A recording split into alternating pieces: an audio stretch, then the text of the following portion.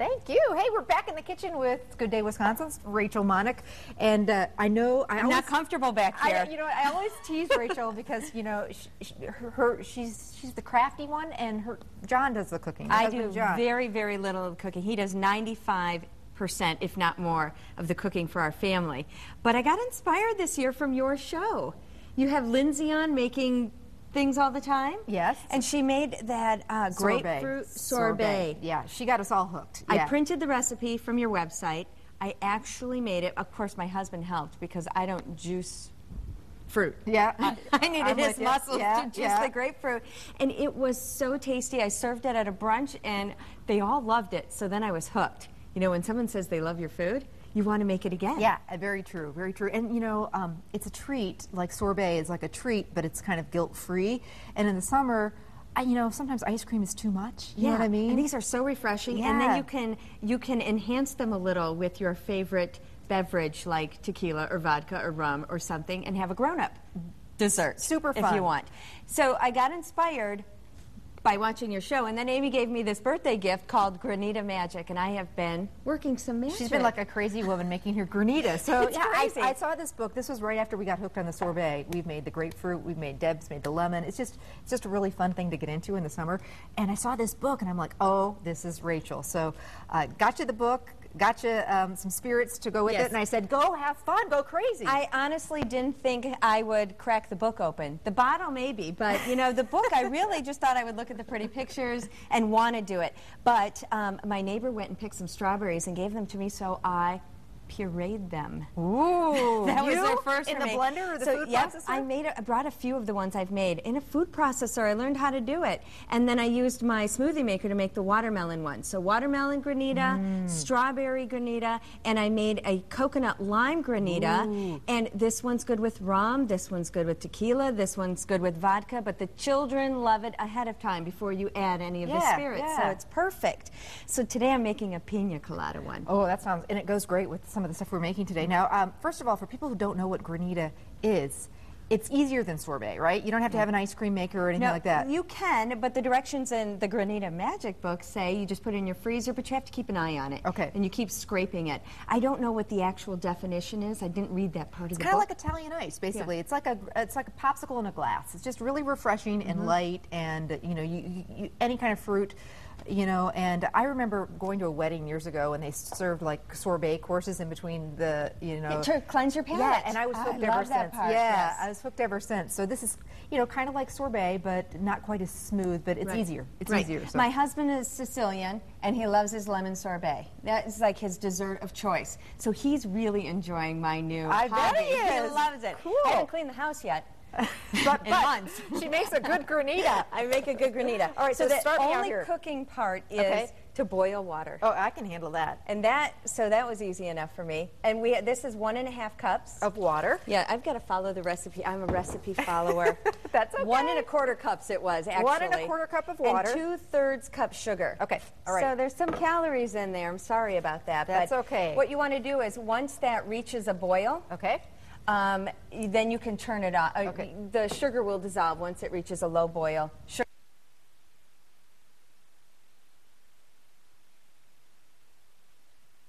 To a boil, go ahead. You can use that in a lot of different cocktail recipes. You can, and that's the in thing at out in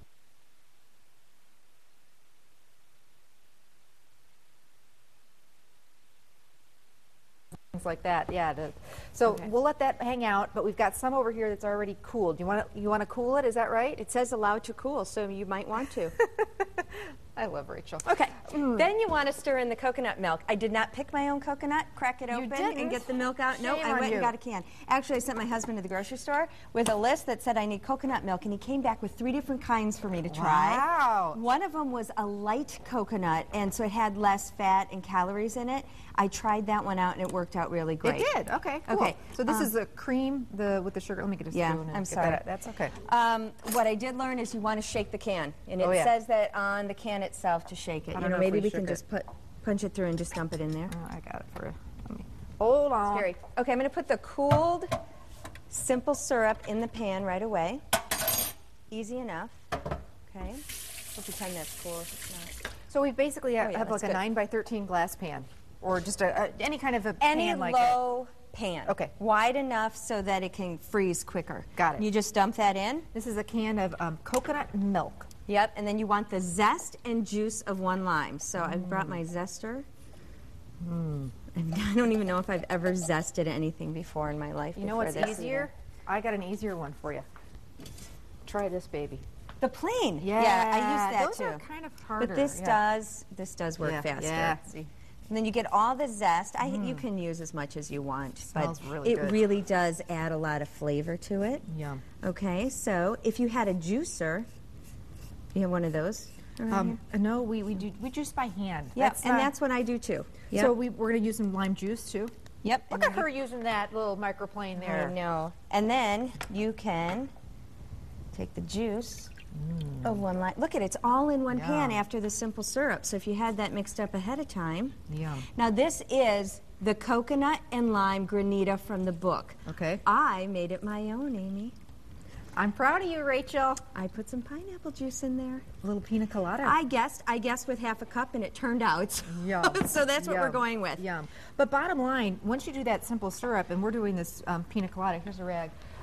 You know, any kind of pureed fruit, you know, you just go crazy, right? I mean, Anything. Well, raspberries are in season right now. Okay. So, and they're in my garden. I have a few. I'm going to try and puree some raspberries, and there's a recipe in here for that too. So, okay, so once it's all mixed, how easy was that? that was no baking, no nothing. No, nothing. Nothing. You put it in the freezer, and you have to keep an eye on it. Okay.